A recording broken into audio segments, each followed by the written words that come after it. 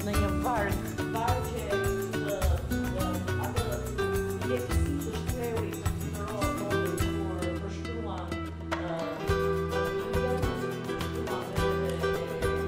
poezinë e tij për por në gjitha të servi çka politike, sepse Artur, botimi dashuri që më kthen pas vëllim me poezi është i pari, do deshëm të dinim lidhjen tuaj të parë me poezinë. Përshëndetje të gjithëve ju miqve dhe dashamirës të letërsisë. Libri Dashuri që më kthen pas është projekti i parë poetik që doli në qarkullim këtë vit, në pranverë të vitit 2012 dhe i ka fillimet e tij aqysh në fëmijërinë time. Shkrimet e para të botuara, qoftë në publicistik, qoftë në poezi, unë i kam bërë që në shkollë të mesme, në shkollën e mesme të Sukës në Përmet. Dhe duke shkruar në vazhdimësi dhe duke qenë në kontakt me poetë dhe shkrimtar përmetar, më dhanë shtytje, më krijuan edhe një ambient të ngrohtë për të vazhduar këtë rrugë të re. Është më tepër një shprehje e pasionit të asaj që ndjen, të asaj që sheh, më saktë të dashurisë për jetën, për njerëzit dhe për vendin ku jeton. Libri Dashuri që më kthen pas nga vetë titulli në kushtet e jetës që bën një mërgjimtar ku largohet nga venditja, është një rrugëkthim shpirtëror, po është edhe një rrugëkthim fizik për çdo nga ne që jemi larg Shqipërisë. Ne lam gjurmë në Shqipëri për atë çka bëm, për atë jetë që nisëm, për ato ëndra që bëm atje dhe për atë dashuri dhe ëndra që morëm me vete. Këtu në Amerikë, neve kemi sfiduar atë ndjesi të parë të vështirësive të fillimit të një jete të re. Dhe fal motivacionit ton për jetën, fal familjeve tona, që unë them që suksesi jonë është familja. Këtu fillon edhe gëzimi dhe dashuria, këtu fillon edhe ngacmimi për të krijuar më mirë. Dhe kuptohet ne kemi ata deon tonë brenda zemrës, pse jetojmë për ditë me të. Çdo njeri nga ne e nis ditën me Shqipërinë. Edhe vetë për vetë arsyen që ka të afërmit atje, ka prindërit atje, ka fëmijët atje, ka atë pjesë të jetës së tij, të shoqërisë tij që ka kontribuar. Të flasësh për librin Dashuri që më kthen pas është si çdo njeri nga ne në atë libër gjen vetveten. Unë i ruhem mënyrës së jetesës që kemi bërë ne në Shqipëri, traditave tona të hershme në Shqipëri, që i trashëgojmë një pjesë të tyre edhe këtu. Për vetë arsye, sepse ne kemi jetuar, si të thuash, mbi dhe. Ne kemi prekur dheun me dorë. Ne i kemi marrë të mirat e atij dheu duke ushqyer, duke punuar tokën, duke marrë edhe bukën edhe gjithçka tjetër prej atij dheu. Dhe për mua dashurit fillojnë nga dheu dhe mbarojnë po me dheu.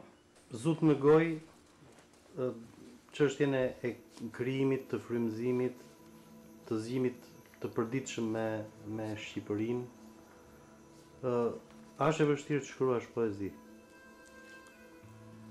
Për mua mërgimi dhe dashuria të bëjnë poet. Po mërgimi të bën këdo poet.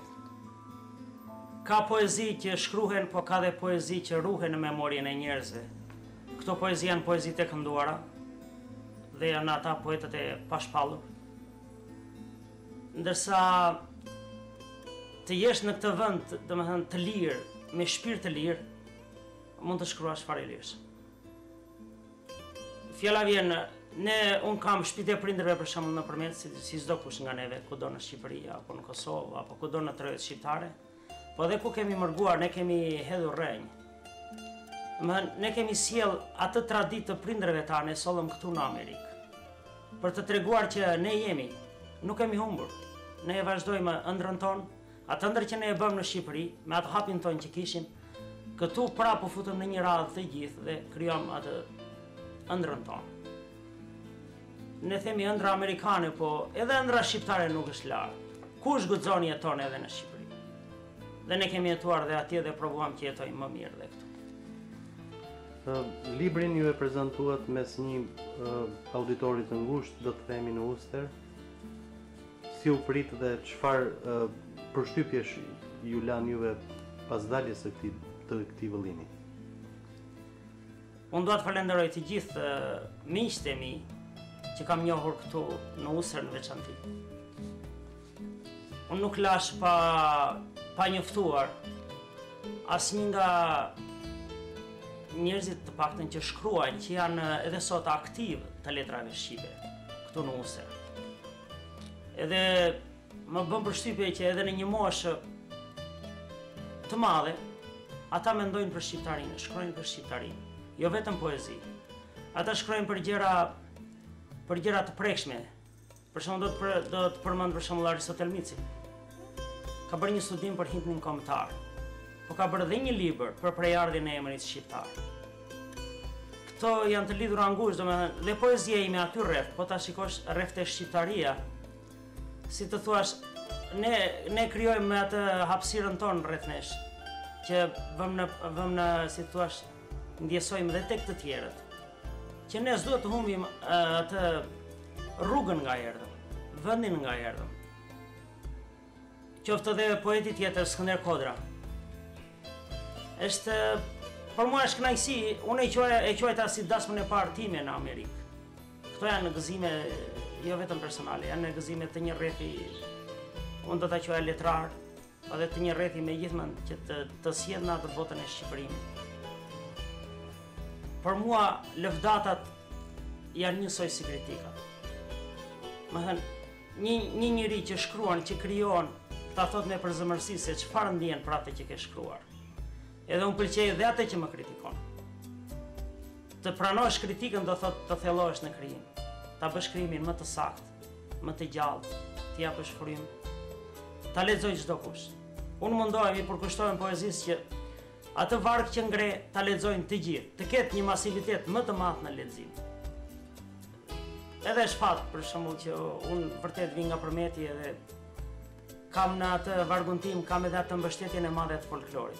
Dikur kam shkruar këngë për grupin e valleve, qoftë të fshatit, qoftë kur prezantoheshin në skenën e Përmetit, aty bësh një festival çdo maj. Edhe kisha atë kënaqësinë që edhe pse ende pa i mbushur të 18-at bëja vargje të bukura që ata i pëlqenin dhe i këndonin.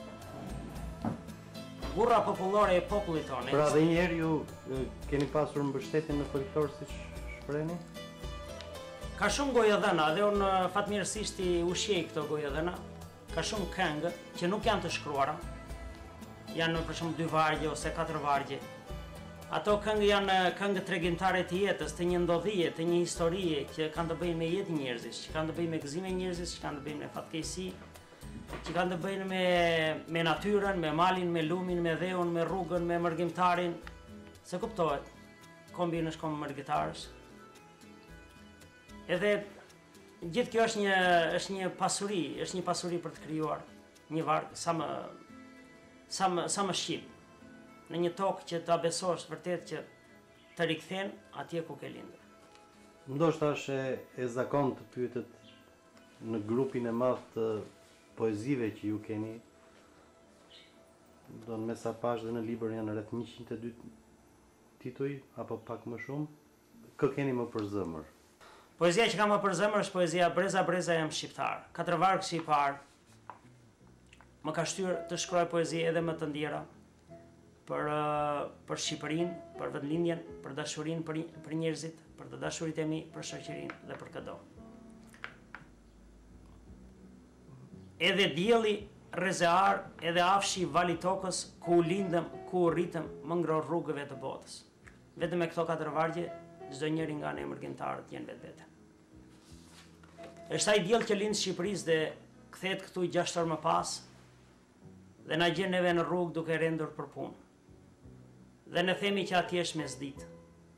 Dhe menjëherë na shkon në mendje që njerëzit edhe atje jetojnë, punojnë, rendin për të bërë ëndrrën e tyre. Në Shqipëri shpresa është ringjallur, vështirësit janë, po jeta nuk është e pamundur. Ne vim prej atij vendi përmes rrugës së dijes dhe punës. Çdo të shprehnit në drejtim të kritikës ose atyre që janë konsulent në libër, editor, të gjithë që kanë marrë pjesë në botim. Libri është vlerësuar si një në rrymën folk, i mbështetur në folklor.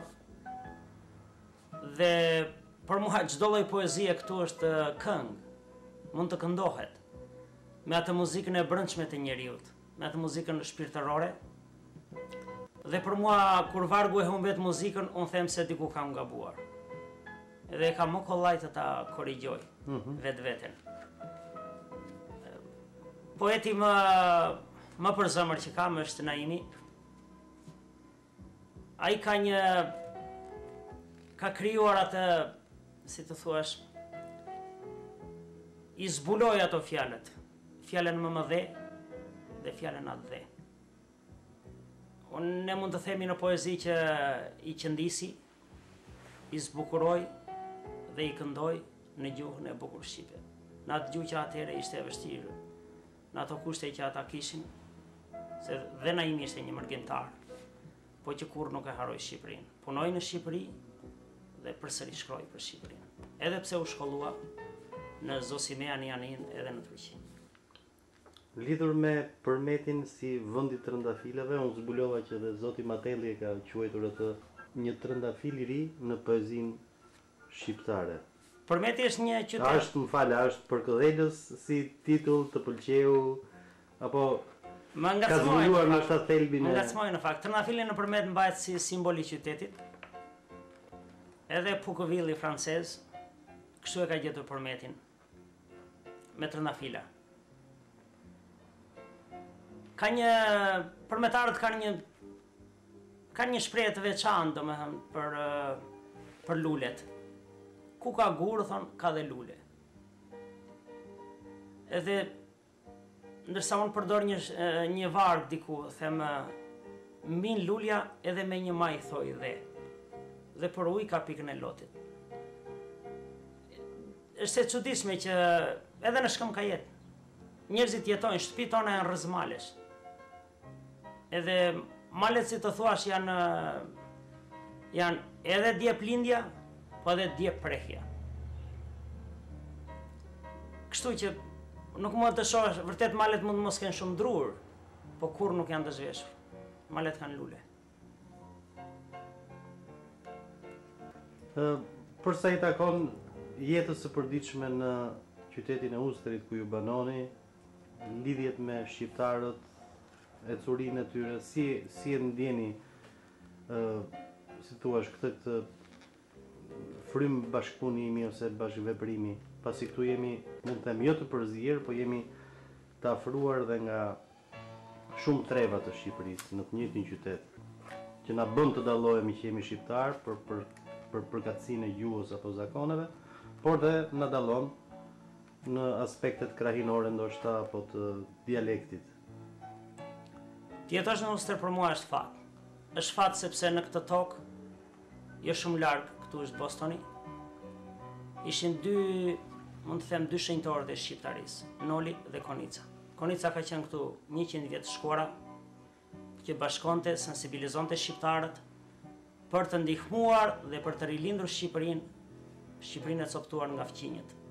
Jemi përpara vitit 1912 dhe kuptohet situata si ishte atje. Konica edhe pse i përkushtuar për shqiptarinë, i ka bredhur rrugët e Ulsterit më këmbë. Dhe krijoi ide bashkuese që në vitin 1909 me shkrimin e tij në Dielli.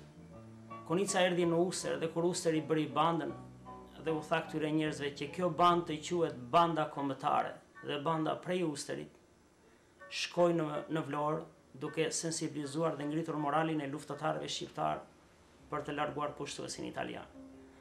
Këtu në Ulster ishte atë Stath Melani nga Përmeti, nga Melani Përmetit.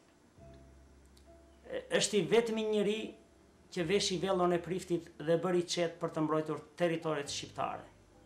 Është i vetmi njeri që u varros pa kokë dhe jetoi këtu në Ulster, në kishën e Ulsterit, shërbeu.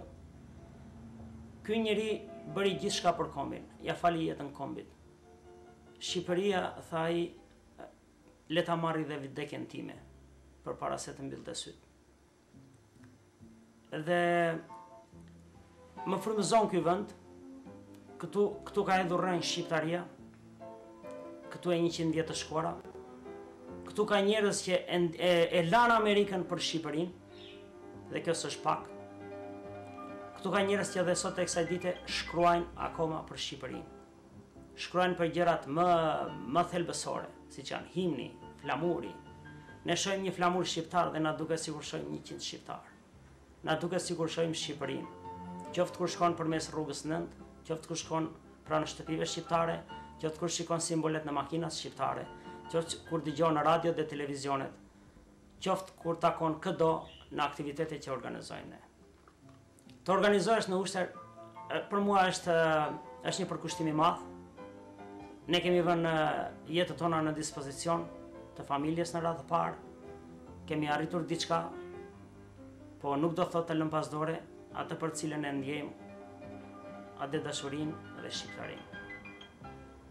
Ne duhet jemi të pastër se nuk do marrim gjë me vete. Ne duhet jemi të qetë, që duhet punojmë për të lënë diçka fëmijëve tanë. Të lëmë një gjurmë që ne erdhëm nga Shqipëria dhe nuk ka harruam Shqipërinë këtu në Amerikë.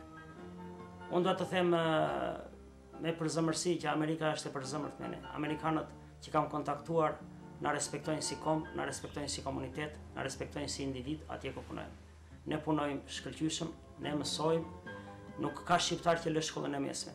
Kjo është fatmirësi. Po të shikosh tani graduimet në shkollat e larta apo në studimet postuniversitare, master. Flamuri shqiptar është i pari. Është një nga ndjesitë më të mëdha që kam parë.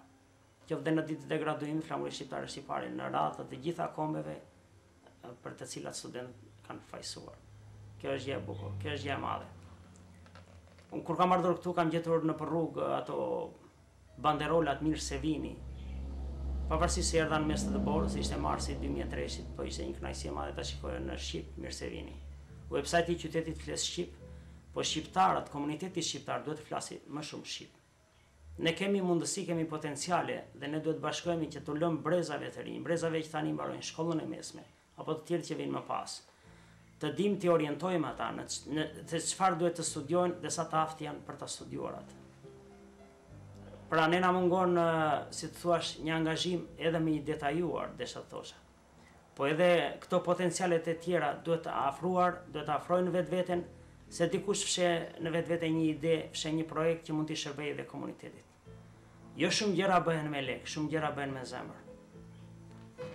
Të flasim përsëri për frymëzimin, do kemi së shpejti një botim tjetër nga ana juaj, pasi ju thoni që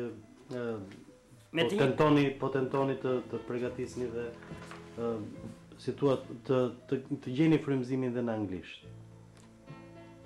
Unë me shumë dëshirë do të paraqes, besoj brenda këtij viti, Edhe një projekt tjetër, një vëllim tjetër poetik me të njëjtën motiv, dashurinë për Shqipërinë. Kjo është një temë e gjerë që nuk mund të ndalesh. Edhe e kam dhënë një redaktori përmetarës, poet dhe shkrimtar i njohur, Ylli Hoxhaj, që punon edhe ai me përkushtim. Ka më shumë fjalë të reja, ka më shumë fjalë formime, ka më shumë domethënie dhe besoj lexuesi do ta mirëpresi. Dhe unë do vazhdoj të shkruaj akoma. Poeti asnjëherë s'bëhet i pasur. Poeti bëhet i pasur me atë mesazh që jep tek të tjerë. Poeti nuk mund ta mbajë brengën brenda vetes. Poeti nuk bëhet me një libër. Poeti bëhet me atë që jep për ditë, qoftë me punën e tij, qoftë me vargun e tij. Unë nuk mund ta kuptoj një poet me mik. Nuk mund